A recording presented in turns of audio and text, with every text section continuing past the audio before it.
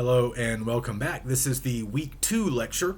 So today we talk about the rise of Hollywood, and we'll discuss our film for the week, which is The Four Horsemen of the Apocalypse, directed by Rex Ingram and starring Rudolph Valentino. We'll talk a little bit more about both of those figures today. We'll get to the movie in the second half of lecture. Here in the first half, I'd like to cover the readings for the week. So we're taking a look really at the second chapter of the first section of our book. So if you'll notice in the table of contents, I meant to mention this last week, but never did. Our book is really just divided into 3 large sections. And we are in the first section right now here early in the semester. It's entitled Silent Cinema.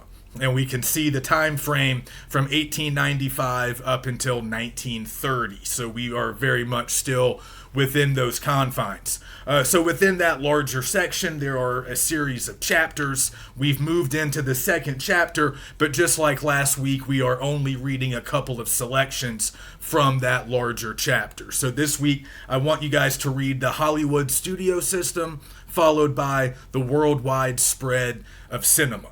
It's about 20 pages total if you put the two together. Not a terribly large amount of reading, but I do appreciate and recognize that the reading in the book can sometimes be a little bit dense. It does read a lot like a textbook or like an encyclopedia because that's what it is. So I'm trying not to give you guys a ton of reading because I'm guessing it might take us a little bit of time to get through a 10-page article. So I won't usually give you any more than 2 such articles in any given week, and occasionally we might only have 1. But we're always going to have a film to watch, like I was saying last week. So back in week 1, we watched some short films that were really characteristic of early cinema, that first phase of early cinema. So if you remember, we sort of went through a chronology last week where we kind of broke up this early period into a few different sort of smaller categories or periods using what the book has given us. So they talk about early cinema as 1895, the Lumiere brothers, the stuff that we saw last week, really up until the very first few years of the 1900s. And around 1903, 1905, we start to see more and more narrative films of the sort that we talked about last week. Examples include Voyage to the Moon, The Great Train Robbery. You guys should have seen those too. So these are a little bit longer than those earlier films. They're about maybe 10 to 15 minutes. They do contain narratives. We talked about this transition. It's very important. These early films, these very, very early films like the Lumiere brothers or Rough Sea at Dover, as we've noticed, they weren't narrative in nature. They were really just shots of things, inanimate objects, everyday events, in some cases people, but they weren't really telling stories. The attraction was in the novelty, right? And then we see a shift a few years later where we start to get more and more narrative film. Audiences start to want stories. They want characters, and we can understand why people generally respond well to those things. So with movies like The Great Train Robbery and the work of Méliès in France, we start to see short films that are telling brief, relatively straightforward stories. But that's a big move, that's a big development or change, because like we talked about, with the rise of narrative, you need new techniques as far as camera work and as far as editing goes. We talked about the importance of editing, putting all of these individual camera shots together to create something coherent, to create something that has a chronology, that has a sort of logical cause and effect, something that audiences can follow. And like we were saying, with those early non-narrative films, there wasn't always much of a need for editing. Some of those really early ones just consisted of a single shot. But later we had multiple shots, multiple locations, multiple events happening in the plot, multiple characters. They're doing different things. So as a result, we needed more sophisticated techniques, and a lot of those techniques would continue to develop as we got into the era of feature-length films. So we mentioned that by the 19 teens, we get into what the book calls like a transitional era. So we're out of the really early period, but we haven't quite made it to like the rise of Hollywood and movies really being big business and commodified throughout the world. So in the 19 teens, it's this time of great innovation. Again, like the book says, kind of a time of transition as we're moving away from some of these earlier primitive forms of filmmaking and moving into what we might recognize as more sophisticated or modern types of films. So obviously a big part of that is length and just overall scope and scale.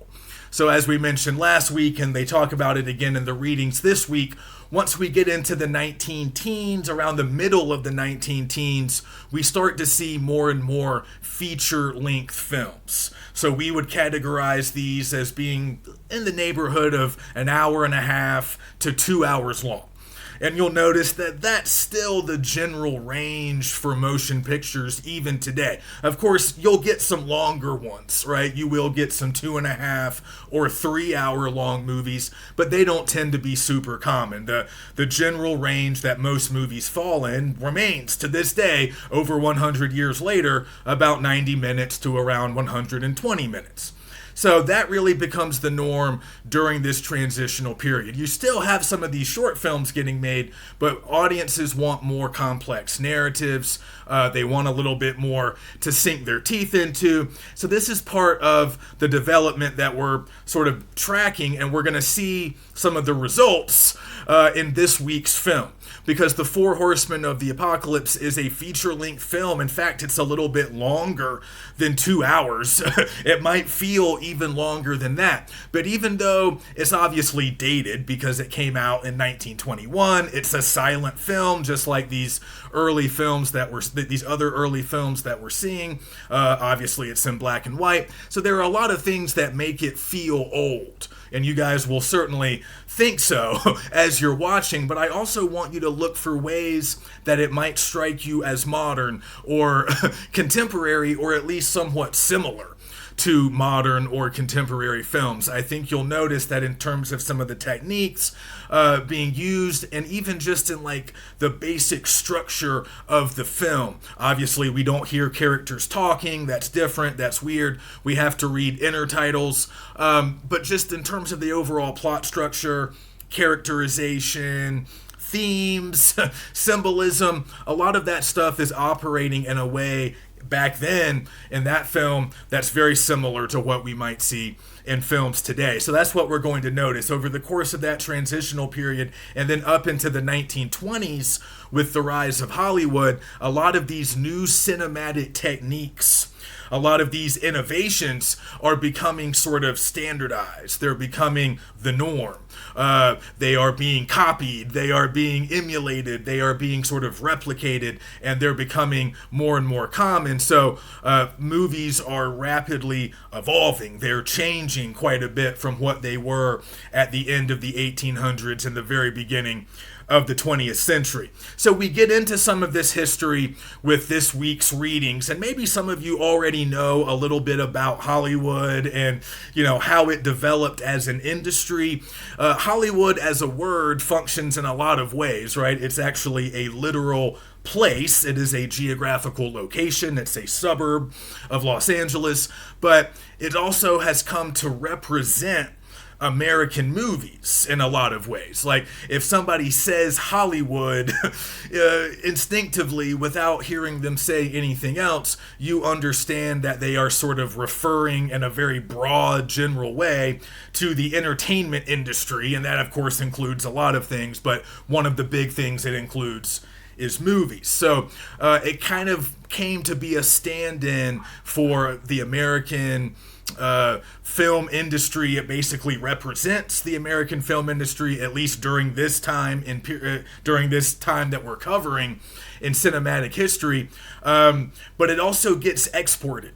It also becomes a model or a template for a lot of other national film industries in other parts of the world. So that's why I wanted you guys to read about the worldwide spread of cinema, because Hollywood's very involved. It's not that we had to teach other places how to make movies. As the book points out, movies were getting made in other countries from the very dawn of cinema, going all the way back, to the end of the 1890s. But Hollywood really pioneers a business model.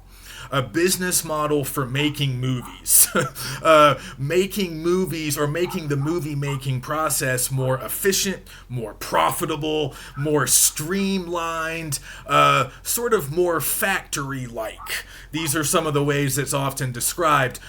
Churning these movies out almost like an assembly line, and of course making money off of them. So we might be less interested in the business side of the movies. I don't know. It depends on where your interests lie. A lot of people only want to regard movies as art, and they are definitely, it's definitely an art form. Cinema is definitely an art form, but we can also regard it as a business, a very profitable business. And Hollywood kind of helps to show other film studios, other national film industries, how to streamline, market, dominate the field, and maximize profits when it comes to movies. So, we're just going to read a little bit about that stuff. Again, you don't have to become experts, but it's just sort of interesting information, and it might give us some useful context for things that are going to happen later in American movie making, because Hollywood, in its classic form, I mean, again, it still exists, right? We can still talk about Hollywood today, and people often still do. But the old Hollywood studio system that's getting described in this week's reading, it really does not exist anymore. And we'll talk about its demise in future weeks, because we have to continue to follow this story. But eventually, antitrust laws and the rise of television and the counterculture and all of these other things, all these other factors sort of converge to really break up the studio system. Not to give you a spoiler, but by the end of the 1960s, by around 1970, the studio system as it previously existed was gone. And American movie making changed a lot in terms of how the industry worked. It became a little bit more open and accessible to more people, because the studios weren't controlling everything like they had done for many decades. But in the 1920s, which is kind of where we are now in our history, in the 1920s, Hollywood establishes these practices. Again, a lot of it was later considered to be illegal, but they come to really monopolize movie making in a lot of ways. And they would establish practices and sort of these business models in the 1920s that would really remain very, very prominent, very important for about 40 or almost 50 years before change would really occur. So we talk a little bit about this move westward in the book. So we kind of got into this last week, or at least we hinted at it. The original center of movie making in America was actually New York City, or the metro sort of New York City area. But to be more specific, like North Jersey. New Jersey actually housed some of the first American film studios, and a lot of this had to do with Thomas Edison. Who, as we saw last week, was an early contributor to the technology of movie making. He helped to invent the kinetoscope, which was sort of like a forerunner to the more modern day method of projecting a film on a big screen. The kinetoscope allowed one to watch a short film in a little like peep show kind of machine where you had to peer directly into the lens.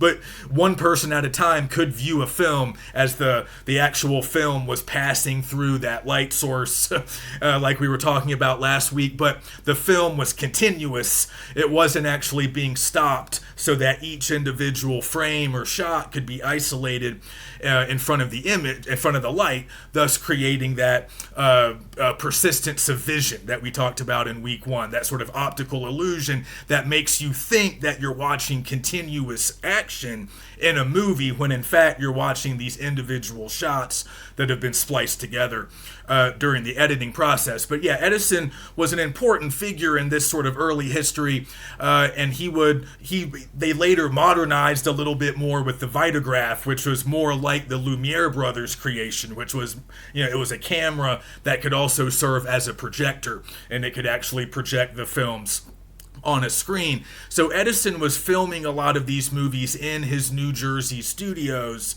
by the end of the 1890s into the very first years of the 1900s. They talked about this a little bit in last week's reading, but he would often find stage actors from New York City to cross the river, come to his studio, and basically just act out an individual scene or action or moment from one of their popular stage plays, and he would have one of his camera technicians film it, and then that would be a short film that audiences could later watch, of course, for a small fee.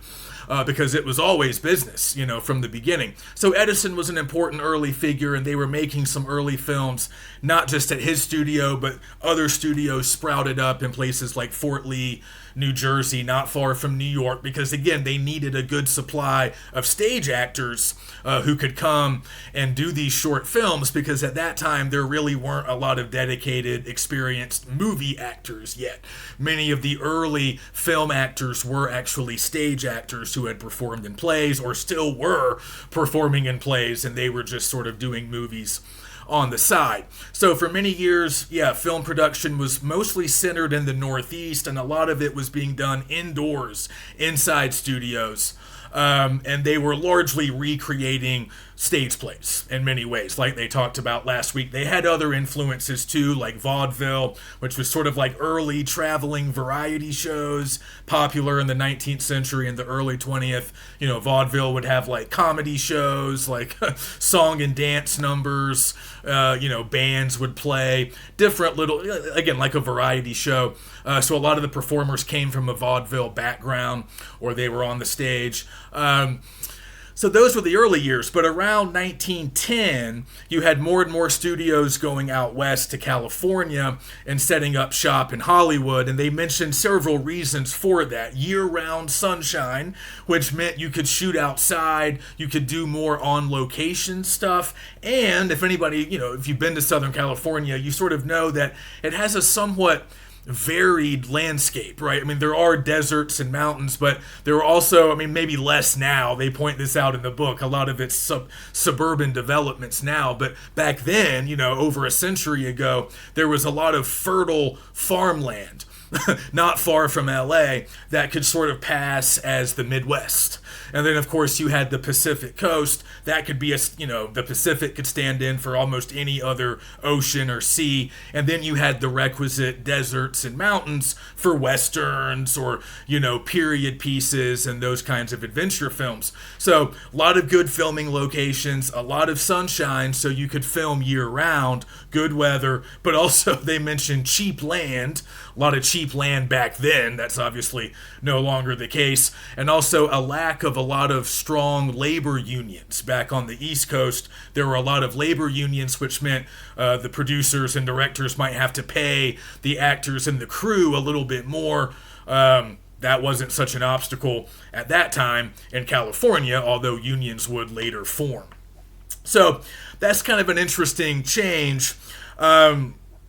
And once studios get to Hollywood, they start sort of creating what we were talking about before, this sort of like more efficient factory model. And the book claims that by 1925 or so, the Hollywood studio system was the most powerful movie industry in the world, and it was also the most influential. So again, people were sort of copying it, they were influenced by it, and people throughout the world, even though they had their own sort of domestic film production, they were often watching Hollywood films, right? We started to export a lot of our films throughout the world. So that was another reason why Hollywood was influential, to the growth or development of other film industries. But there's a little bit of a historical event that you might think of as interesting. They talk about it in the book. Around 1908, this group of directors, producers, but also camera manufacturers, the people who were actually building these early film cameras and also projectors, they got together to try to basically monopolize film production. And they tried to sort of lock everybody else out, and it worked for a while. They created this sort of trust, right, where you had to be sort of a member, or you had to sort of subscribe in order to be able to really do any kind of film production. And they also made it very hard to buy film equipment. And they largely created, made the equipment, and it was hard for anybody else to acquire it. It was very expensive. And hard to find. So for a while, they did sort of corner the market, but this is going back to sort of the transitional phase before feature-length films had taken over. So the trust, those filmmakers were largely doing what the book calls like two reel, 10, 15-minute stories. Again, they were narratives, but relatively short. Not very sophisticated in terms of camera work, editing, character development, very similar to what we saw with the early narrative films last week. And they were still churning those out throughout the end of the first decade of the 1900s and then into the 19-teens. But between 1909 and 1914, you had these independent producers and directors. They weren't members of the trust. They weren't a part of that group, but they started getting their hands on equipment. They started making movies of their own, and they were frequently making films that were a little bit longer, a little bit more complex, both in terms of narrative and in terms of technical aspects. Again, often people who are sort of outsiders, kind of doing things a little bit more on the margins, will often be a little bit more innovative. They're taking more risks. There's not as many rules, but they're already breaking rules in some ways. So these independent filmmakers started to get some more traction into the 19-teens, and eventually, a lot of those early figures would go on to form some of the early Hollywood studios. So a lot of those independent filmmakers started out working around New York. They would later go west, where the trust was not, right? The trust was based around New York City. So that was another impetus for that westward move, to kind of get away from the established power structure of the time and get out there where these new studios could be formed. They had a lot of land that they could buy to build their sets and their lots. They could hire professional actors and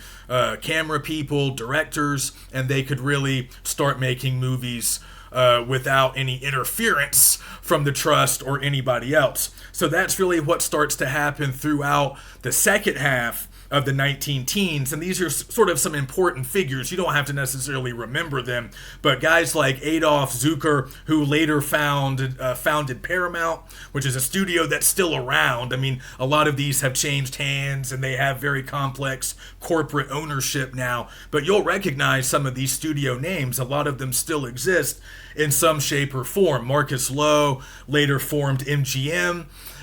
William Fox, who would later help to form 20th Century Fox. So these were some of the early powerful studios in Hollywood. So a lot of those independent filmmakers who weren't part of the trust, they go west. They kind of helped to build Hollywood in the late 19-teens into the 1920s.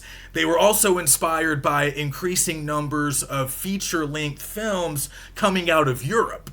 It's kind of an interesting thing to remember. Again, film production's going on everywhere, or virtually everywhere. So there's actually longer, sort of more artistically advanced films coming out of Europe, and they're watching those, they're seeing those prove to be pretty financially lucrative. They're bringing in audiences. So that's another thing that starts happening with the rise of Hollywood. We get rid of those shorter, two-reel, 10 or 15-minute films that are pretty simplistic, and we're starting to go almost exclusively with feature-length movies. And they kind of create this format in the early 1920s where you'd have a feature-length film, would typically play in a movie theater for maybe a week or two, whereas some of these earlier films would only play in a venue for maybe a day or two.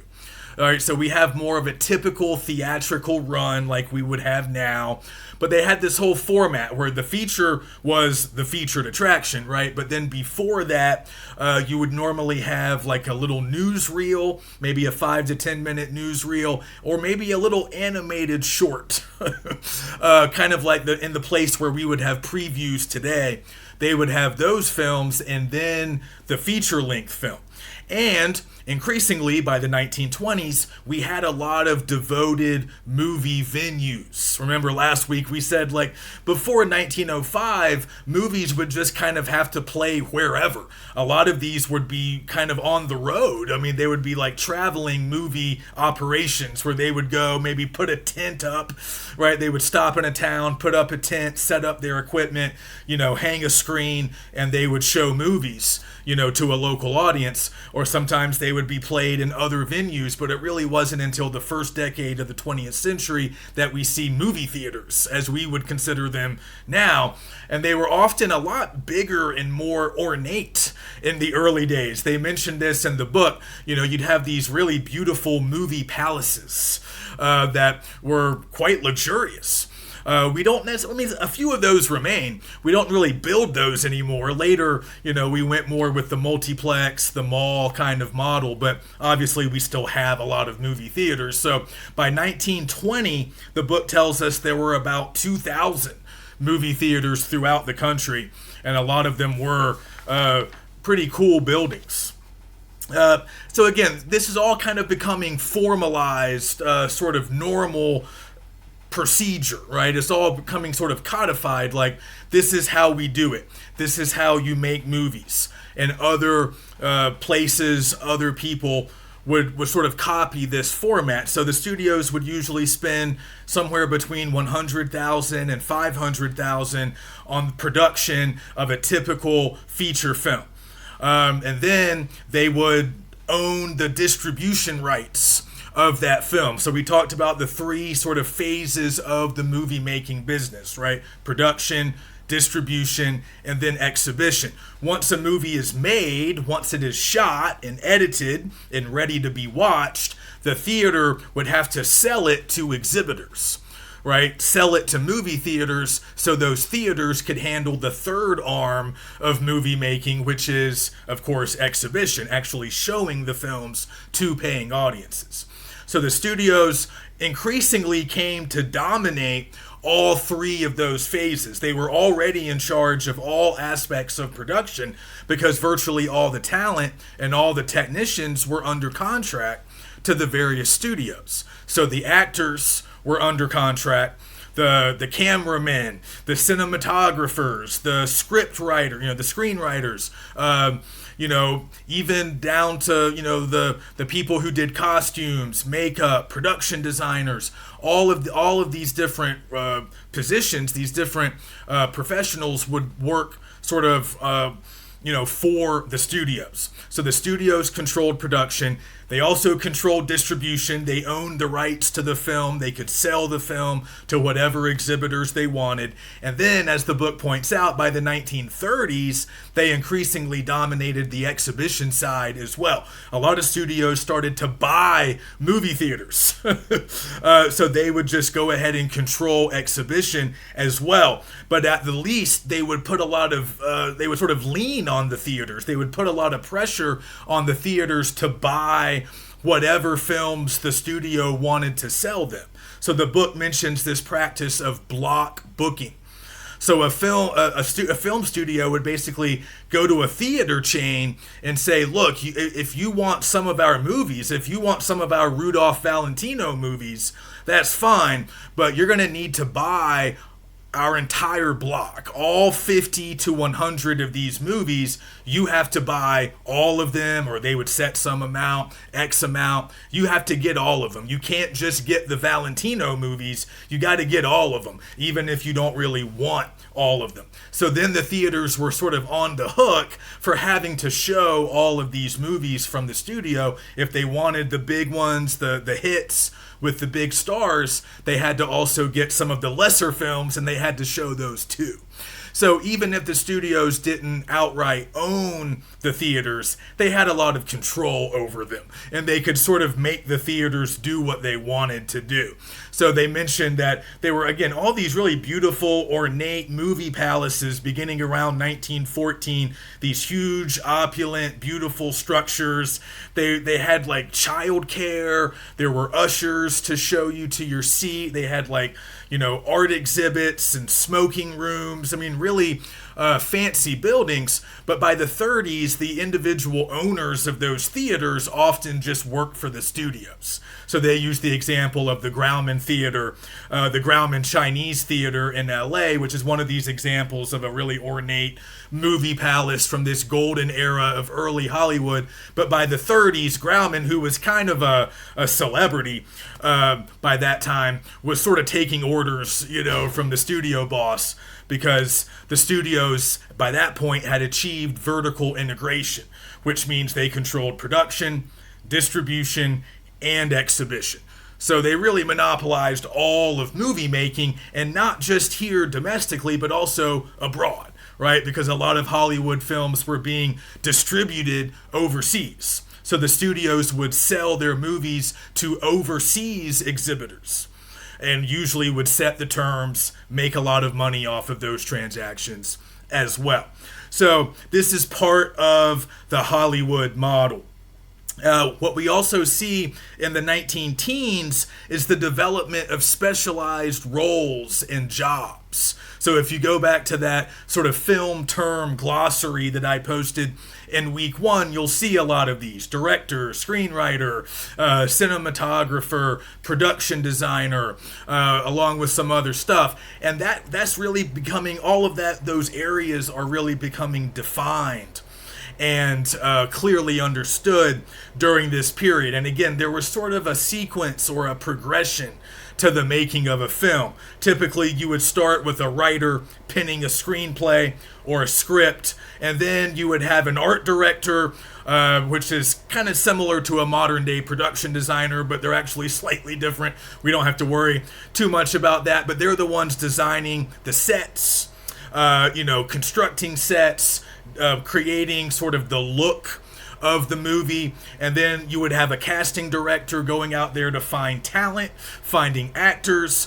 You would have makeup artists perfecting that glamorous movie star look. And then the cinematographers are in charge of shooting the film in a particular way. And then you have the director, who's really in charge of all those other creative types. But then over the director, you have the producers, who are usually representing the studio that is obviously making the movie. So all of those people that I just mentioned are typically working for the studio, like we said. But there's kind of there's a sequence. And then after the shooting is done, it goes into post-production, and that's when the editors put it all together, and then it's ready for distribution.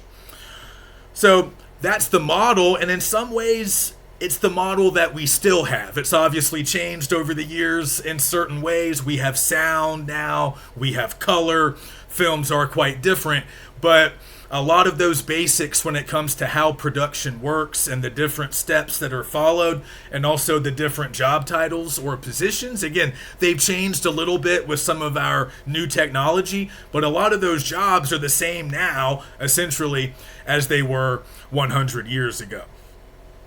So that's pretty much it for that first article. Oh yeah, and another thing that we see by the 1920s is the establishment of some real bona fide movie stars. So like we were saying, with early cinema, many of the actors were stage actors. And in some ways, people had to kind of learn how to act in a movie, because as we know, a movie is different than a play.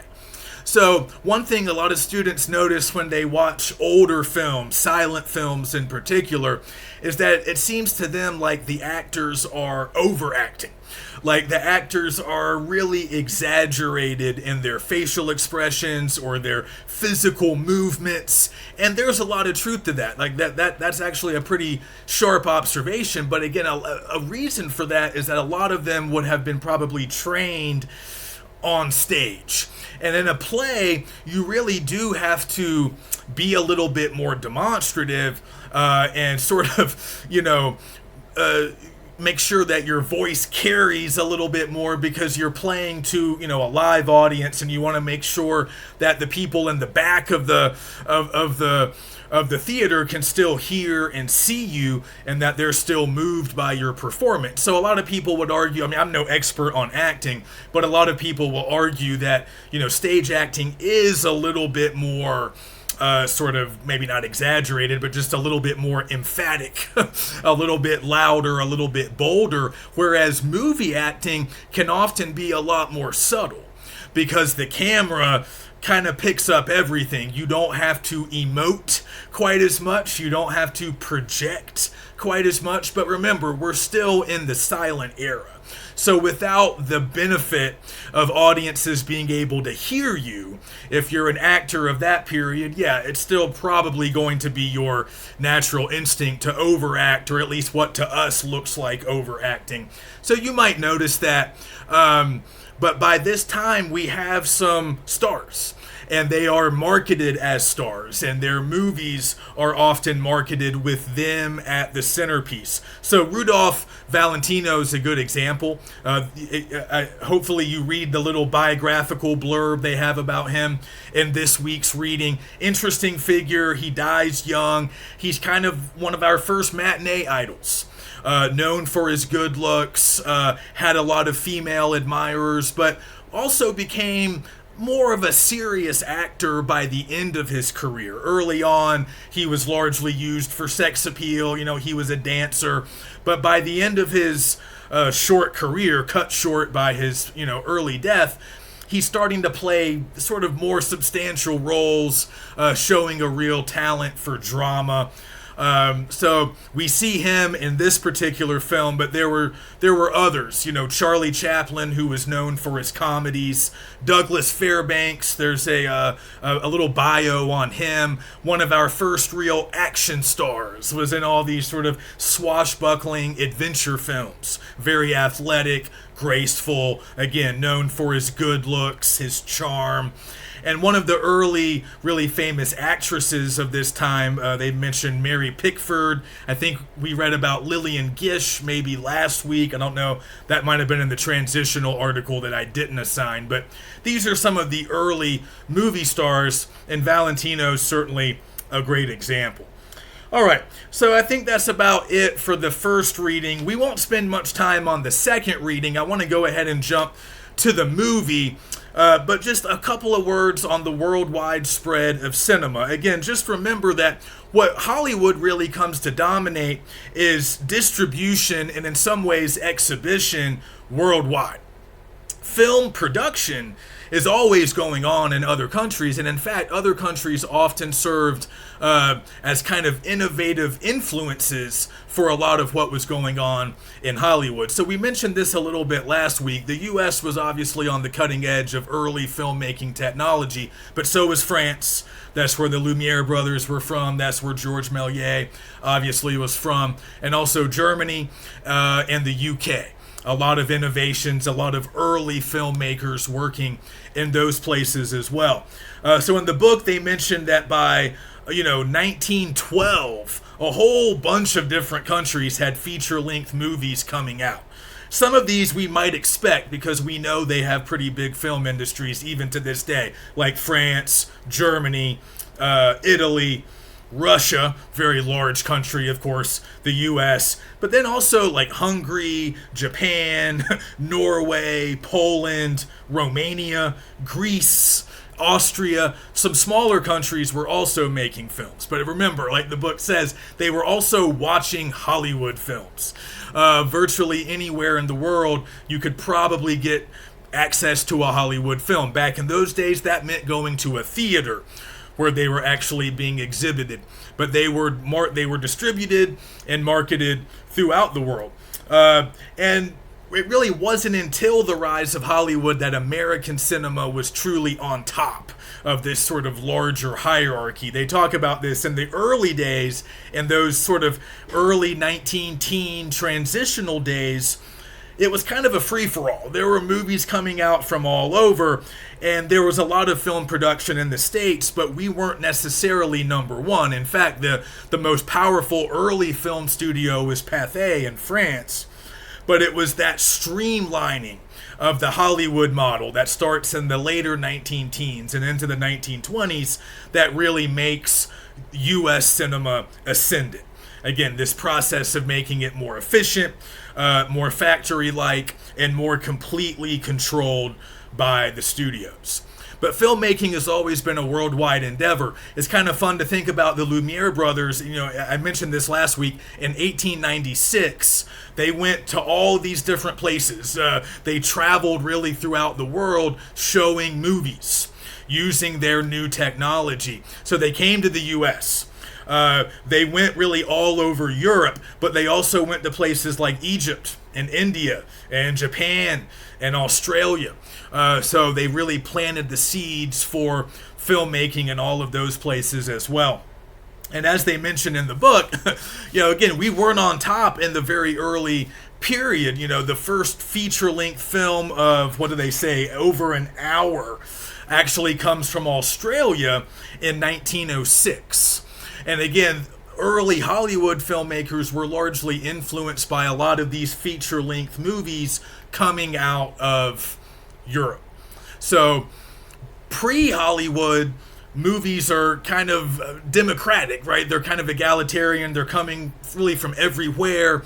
And in some places like Australia, even where there's not a lot of infrastructure yet, there's still some innovative films getting made. But by the end of the 19-teens, the 1920s, we have the beginning of the Hollywood Golden Age. And that means Hollywood dominance in a lot of ways, at least when it comes to distribution and exhibition, dominance worldwide. Okay, so let's move on to the film that we're watching this week.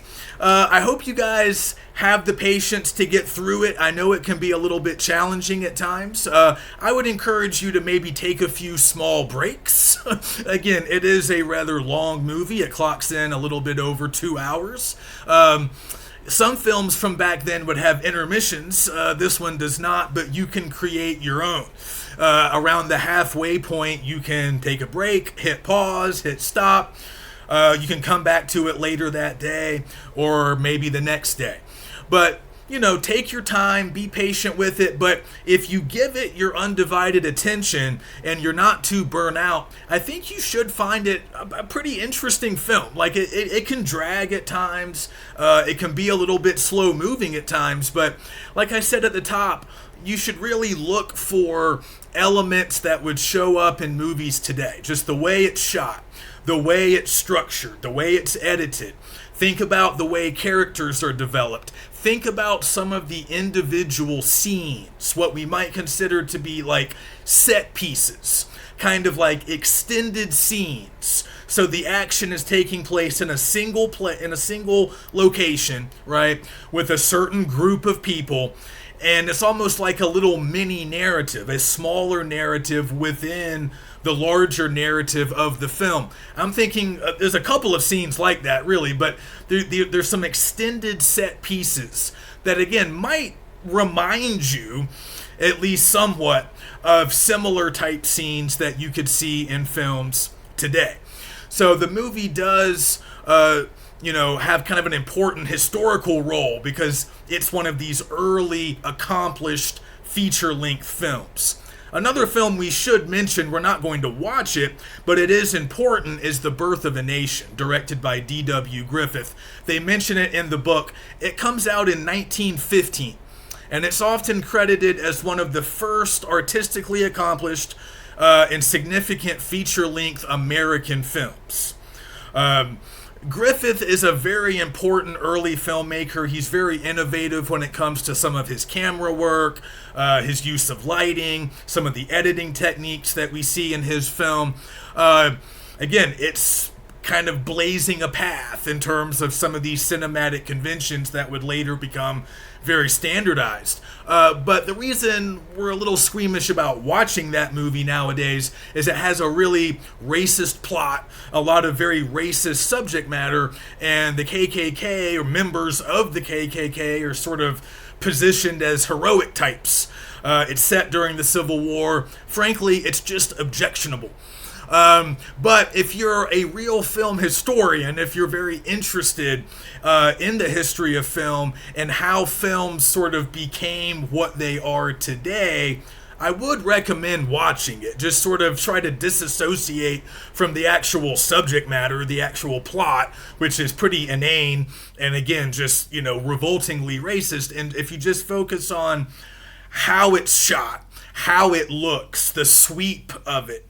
Again, it kind of has an epic sort of action-packed sort of style that was new and, quite different for that time. So it comes out in 1915, and our film, The Four Horsemen of the Apocalypse, comes out about 5 years later in 1921.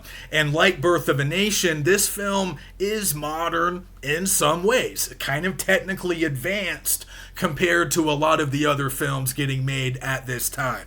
So when I say that, I'm talking about camera work, I'm talking about editing, I'm talking about the quality of the sets, like set design, decoration, and also we might even see what we could call early examples of special effects during some of those scenes where we actually see the horsemen appear on screen, and they're often kind of shrouded in fog and it's really dark. And we see like explosions and stuff, and even some of the war footage. I mean, some of that's, probably just taken from newsreels, but some of that stuff would have been staged. Some of those explosions, the shells going off during some of those battle scenes, again, kind of early versions of special effects, all made this film pretty noteworthy, and it was quite popular when it came out. A big part of that had to do with Rudolph Valentino. This helped make him a big star, but it's also just a pretty well-made movie. It has a lot of drama. We might think of it as kind of melodramatic in some ways. But it's, again, kind of setting a template. It's kind of setting the stage for a lot of more modern developments. And I think if you look in terms of like the narrative, just the way the story unfolds, and also the overall scope and scale of the movie. I just mean in terms of like how much time it covers and all of the events that are included. It's really pretty epic in terms of its scale, and also really pretty detailed characterization. We get to know some of these characters, obviously, Julio, Marguerite, but also like Julio's father and some of the other characters are pretty well developed, and we probably have some strong feelings about them by the end of the film. But yes, of course, we can also note many of the ways in which it's different from contemporary films. It is silent.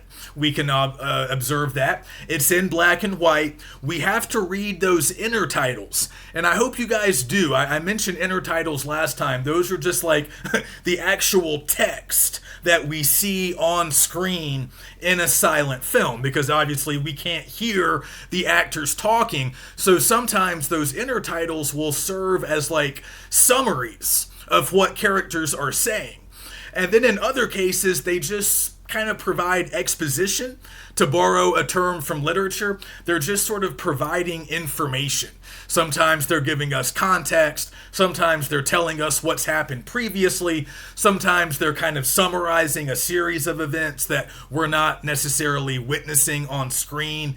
but you need to read those in order to follow the plot. Because a lot does happen in this movie. It's a fairly convoluted plot involving this large family, these sort of two different branches of a large family that starts out in Argentina, but it winds up in Europe right before the outbreak of World War I. There's conflict, there's love, there's war, right? There's a lot going on here. It's a big movie. If you guys know what I mean by that, it's just big. It has that big scope and scale. A lot of characters. A lot's happening. You can tell that for the time period, at least, it had a big budget. You know, they had to stage those battle scenes, those battle sequences that had a lot of extras, right? They have some really ornate sets, a lot of different locations. So, in many ways, this film does set the stage for what's going to happen later.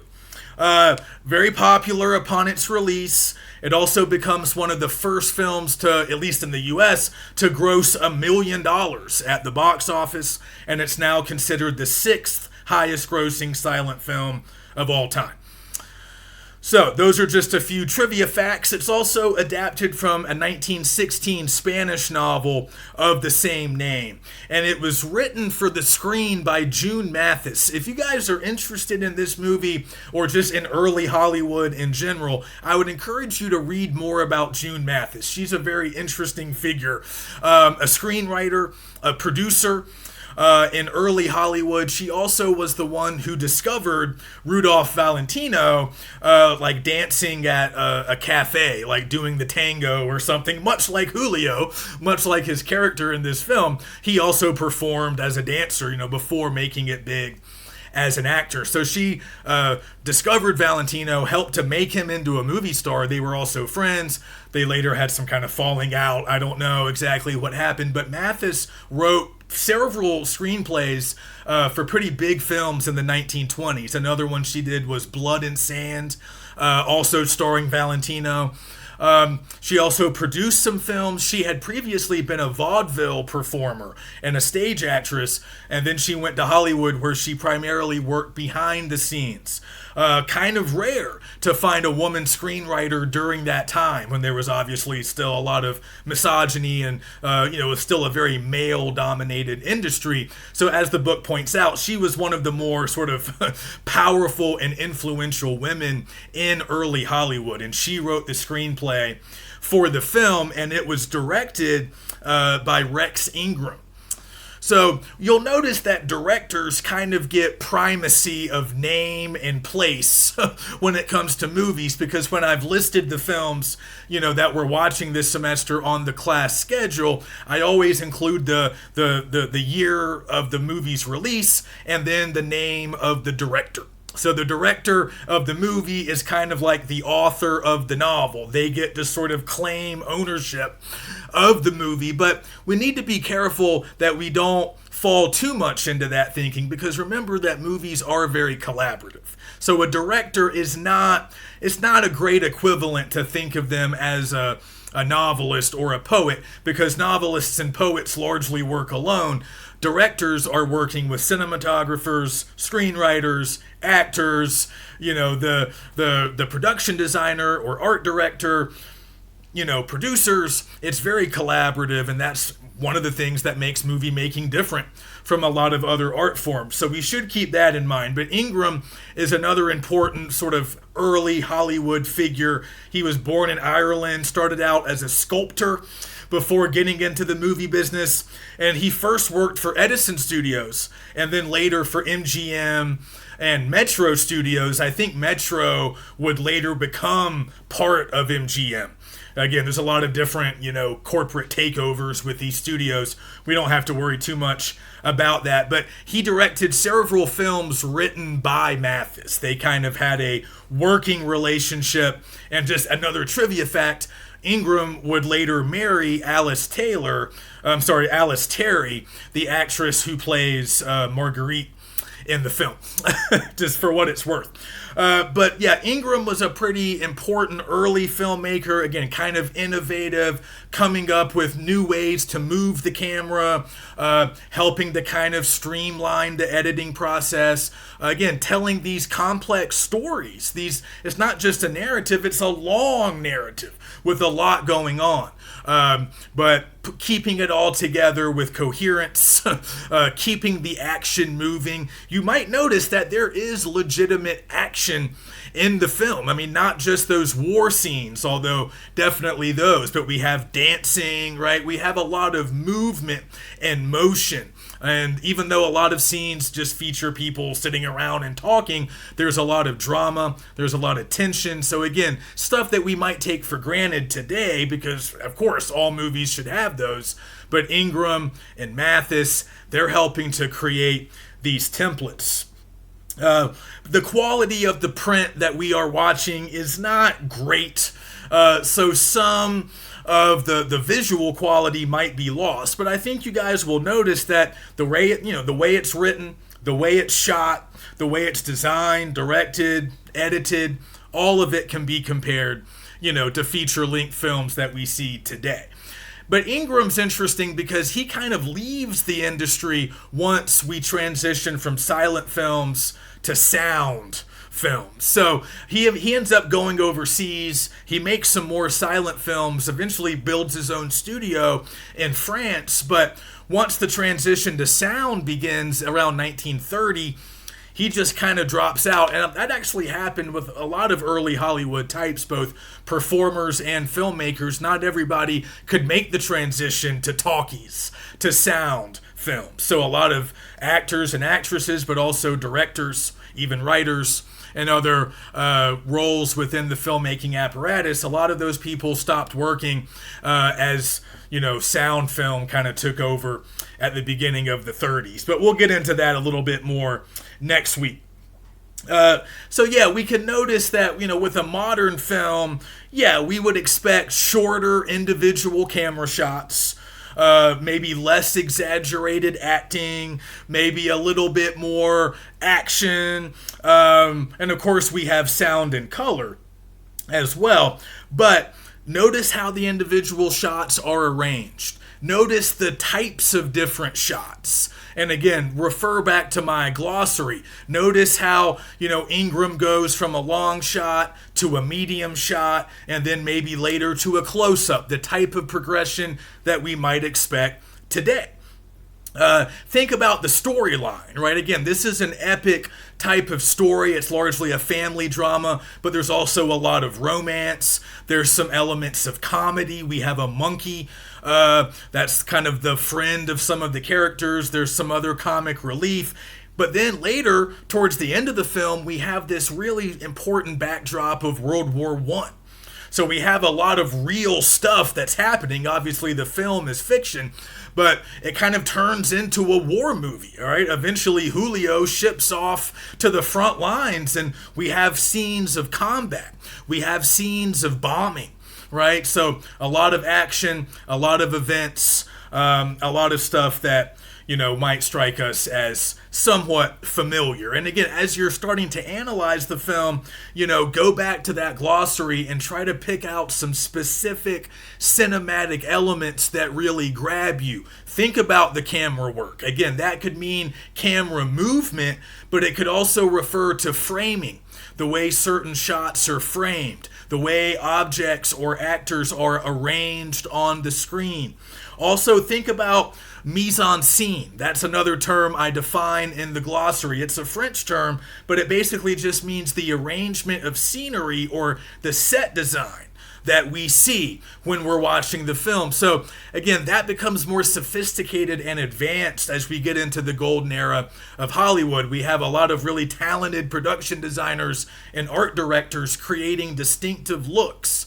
So that means all of the interiors, right? Those are all sets. Those were all constructed and designed. But even when we're outside, right, there's a design, there's a certain presentation, there's a way that things are arranged. Mise-en-scene can also refer to the way that actors and other objects and people are arranged on the screen. So think about how things look. Think about the writing. Think about June Mathis. Think about the intertitles and the actual story that's being told. You might miss an event or two. You don't have to follow it religiously. The main focus is obviously on Julio and his character arc as he transitions from sort of a dissolute playboy and becomes a virtuous war hero by the end of the film. But it's also largely about his doomed romance. There's a lot of biblical stuff going on, as you should probably notice, based on the title, based on the book of Revelation. Apparently, June Mathis was a big fan. There might even be a character who has some similarities with Christ, so we can kind of unpack all of that. Look for the religious undertones, but also there's some real social commentary. Some critics and scholars have argued that this is one of the first anti-war films, that it's sort of a warning about the destructive, destiny that's waiting for us all after the First World War. And it kind of plays out in really specific ways with this particular family. So there's a lot to consider, but consult the glossary. Try to get specific about some of the cinematic elements. Remember, you can always talk a little bit about the plot, about characters, about symbolism or theme, any of those literary elements that we remember from previous English classes, but we should also talk about specifically cinematic things, such as the camera work, the lighting, the acting, or maybe the screenplay. Okay, so that's it for this week. I'll see you guys next week. Let me know if you have any questions.